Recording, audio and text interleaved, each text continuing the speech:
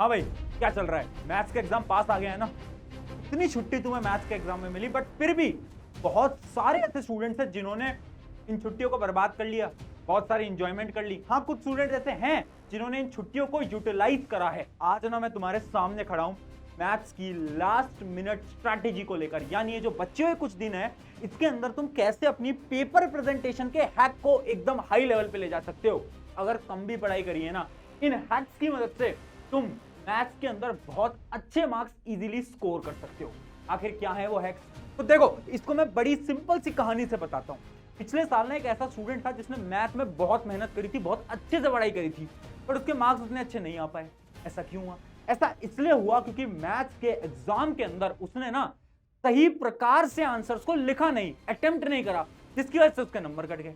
अब मैथ्स में भी पेपर प्रेजेंटेशन इंपॉर्टेंट होता है क्या? उसका आंसर है बिल्कुल होता है। आज की वीडियो के अंदर ना मैं तुम्हारे बहुत सारे पॉइंट्स एकदम क्लियर करने वाला हूं। यहां पर बहुत सारे पॉइंट्स लिखे हुए हैं। जैसा पहला पॉइंट है, पेपर अटेम्प्ट कैसे करना है। आज बता दूंगा पेपर हाथ में आते ही तुम्हें करना क्या है। मैथ्स में पेपर अटेम्प्ट करने का तरीका सबसे इंपॉर्टेंट होता है। अगली चीज, कैलकुलेशन की कोई हैक है क्या? क्या कोई ऐसा तरीका है जिससे हम कैलकुलेशन में रफ्तार ला सकते हैं, एग्जाम के अंदर कैलकुलेशन मिस्टेक से बच सकते हैं? बिल्कुल है, वो भी बताऊंगा। उसके अलावा टाइम मैनेजमेंट कैसे होगा, मैं अभी बोल देता हूं। मैथ्स का पेपर बहुत सारे बच्चों का छूटने वाला है। हाँ, छूटेगा, बट अगर तूने आज टाइम मैनेजमेंट सीख लिया तो नहीं छूटेगा। अगली चीज देख, पेपर प्रेजेंटेशन टिप्स क्या होती हैं। ये सारी टॉपर की पेपर प्रेजेंटेशन टिप है जो आज मैं तुम्हें देने वाला हूं। एक एक करके सारे पॉइंट्स पे बात करते हैं, बहुत अल्टीमेट हैक भी बताऊंगा।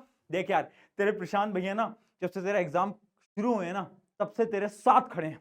और फिर बोल रहा हूं, 10वीं में लास्ट तक तेरा हाथ पकड़ के रखूंगा। आईटी एआई के नोट्स भी बना रहा हूं बेटा, वो तुम्हें नोट्स भी दूंगा मैं, ठीक है?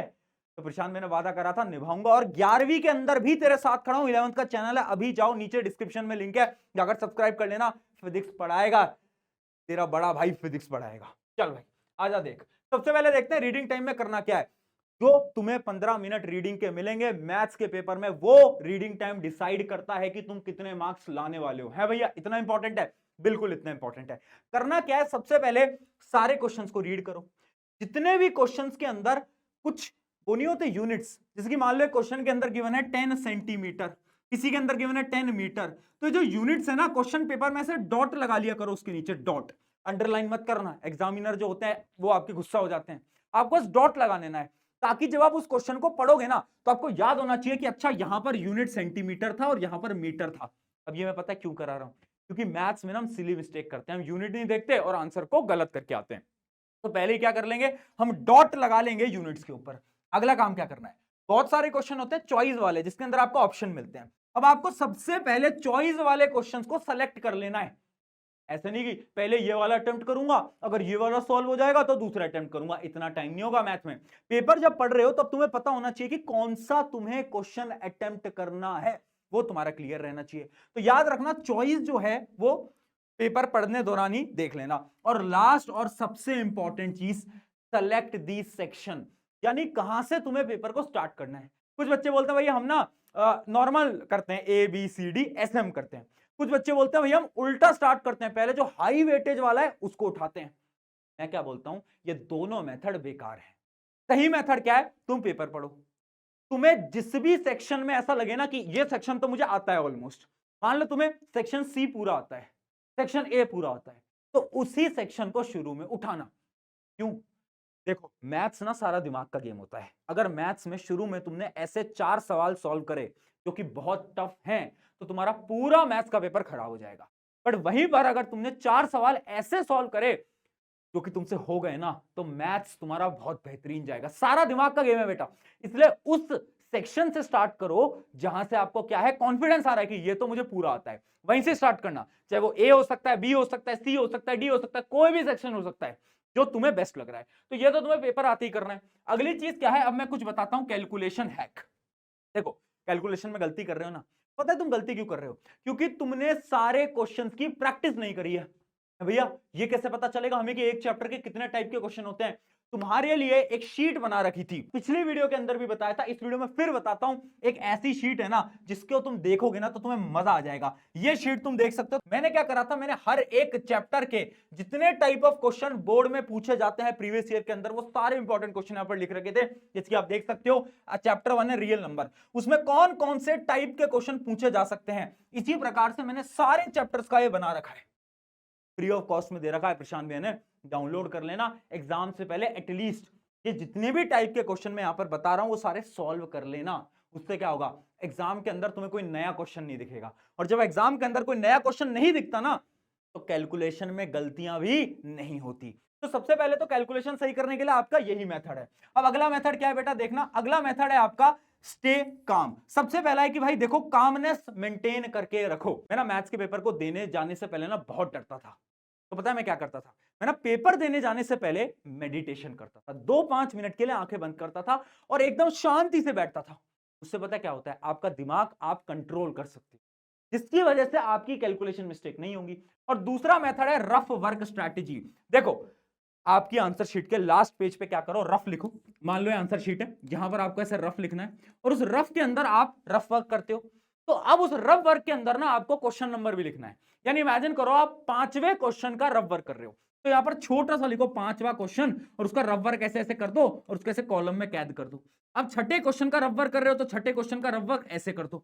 अब यहां पर नंबरिंग में पता है क्यों लिखवा रहा हूं, जब तुम आंसर्स को लास्ट में चेक करोगे, जो लास्ट के 10 मिनट होते हैं उसमें तुम चेक करोगे, उस चेक के अंदर तुम वापस से पूरी कैलकुलेशन चेक नहीं कर सकते। तो उसका बेस्ट तरीका है कि तुम रफ वर्क में जाओगे, तुम देखोगे अच्छा मैंने 5वें क्वेश्चन की कैलकुलेशन ऐसे करी है, कुछ गलती तो नहीं करी मैंने, कुछ मिस्टेक तो नहीं करी मैंने। तो आपको यहां से डायरेक्टली आप क्या करोगे, कैलकुलेशंस को चेक कर लोगे।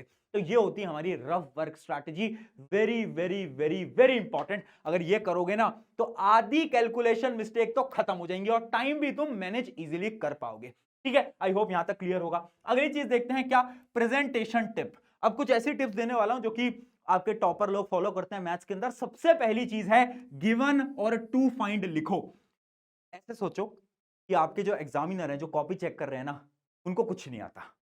पूरा लिखना है बेटा, गिवन लिखो, फॉर्मूला लिखो, टू फाइंड लिखो कि आप क्या ढूंढने वाले हो, आप क्या प्रूव करने वाले हो। स्पेशली जो प्रूव वाले क्वेश्चन होते हैं ना, इसमें पूरा जो फ्लो होता है ना, उस फ्लो को ढंग से लिख कर आना। क्यों भैया, उस फ्लो के भी मार्क्स होते हैं, बिल्कुल होते हैं, उस फ्लो के भी मार्क्स होते हैं। अगली चीज, फॉर्मूला के साथ यूनिट भी लिखो, है ना। जब आपका फाइनल आंसर भी आ रहा है ना, तो 10 मत लिखना, 10 सेंटीमीटर लिखना पूरा।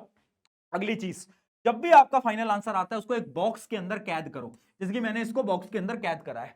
इससे क्या हुआ, जब एक बॉक्स के अंदर आप फाइनल आंसर को डाल देते हो ना, तो उससे ना एग्जामिनर डायरेक्टली आंसर देखता है, टिक करता है, नंबर देता है, आगे बढ़ जाता है। आपकी पूरी कैलकुलेशन को शायद कोई एग्जामिनर चेक ही नहीं करेगा। तो ये बहुत इंपॉर्टेंट स्ट्रेटेजी है, बहुत सारे बैक बेंचर्स को यूज करते हैं, तुम भी यूज करना। अगली चीज, एंगल्स को डिफाइन करना मत भूलना। मान लो एक ट्राइंगल है, उसका एंगल तुमने ए लिया है, तो वहां डिफाइन करो, लिखो angle A B C, let the angle A B C B A. Angle A define करो बेटा। अगर डिफाइन नहीं करोगे, टीचर के पास एक पॉइंट आ जाएगा कि इसने तो डिफाइन ही नहीं करा, हम कैसे मान लें एंगल ए कौन सा है। तो ये बहुत इंपॉर्टेंट है। अगली चीज, डायग्राम बना लेना। भैया मैथ्स में भी डायग्राम होते थे, साइंस में होते थे, मैथ्स में भी है, बिल्कुल है। वो तुमने चैप्टर पढ़ा है ना कि एक टावर है, एक छोटा टावर है ना, ऐसे करके ये डायग्राम्स बनते थे, एंगल बनता था, याद आ गया। वहां पर डायग्राम बना लेना। एक एग्जामिनर डायग्राम देखता है तो वो आपकी चेकिंग बहुत आसानी से और फास्ट कर देता है, तुम्हारे नंबर नहीं कटेंगे।